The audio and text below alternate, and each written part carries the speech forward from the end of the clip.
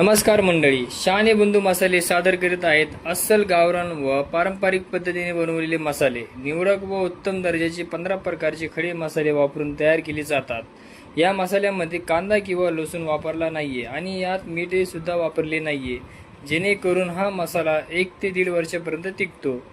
तसेच 2 दिवसा अगोदर 40 किलोची ऑर्डर आलेली होती, ती आज तयार आहे। आपल्यालाही काळा मसाल्याची ऑर्डर द्यायची असतील तर संपर्क करावा। धन्यवाद।